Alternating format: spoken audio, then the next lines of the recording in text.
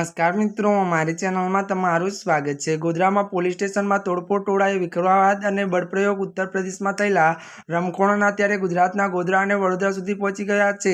ગુજરાત, ગોધરા અને ત્યારે વડોદરામાં એક મોટી ઘટના પ્રકાશમાં આવી છે। એક પોસ્ટથી આ વિવાદ 5 સપ્ટેમ્બરથી શરૂ થયો હતો। નવરાત્રી પહેલા ગુજરાતમાં કોઈપણ ઘટના ન બને તે માટે પોલીસ યુવાનોને કાઉન્સેલિંગ માટે બોલાવ્યા હતા।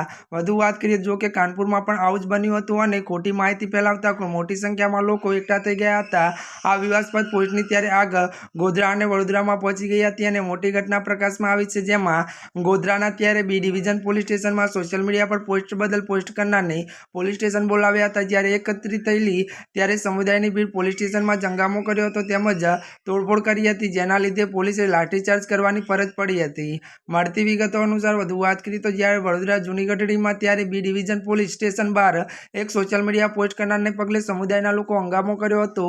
ગોધરામાં ત્યારે સોશિયલ મીડિયા પર વાયરલ એક વિડીયો મુદ્દે એક સમુદાય લોકોએ ભારે ત્યારે તોડફોડ કરી હતી। આ અંગે પોલીસના જણાવ્યા અનુસાર ગોધરા ડિવિઝન બી પોલીસના ત્યારે મિત્રો વિસ્તારમાં એક યુવક વારંવાર ભડકાઉ પોસ્ટ સોશિયલ મીડિયા પર વાયરલ કરતો હતો। ત્યારે મિત્રો આજના માટે આટલું જ। અમારી ચેનલમાં નવા હોય તો અમારી ચેનલને મિત્રો તમે લાઇક, શેર અને સબસ્ક્રાઈબ કરી દેજો। ધન્યવાદ।